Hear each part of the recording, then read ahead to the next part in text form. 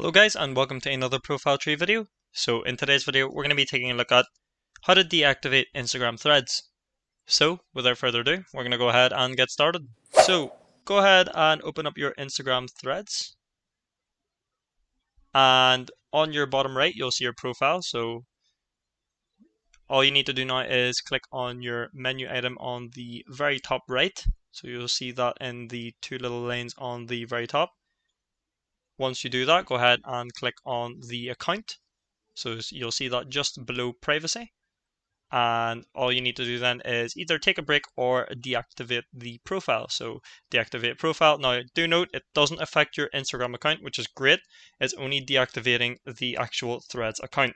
So just so you guys know. Or you can take a break, as you can see. So easy as that. So there you have it guys, that is how to deactivate Instagram Threads.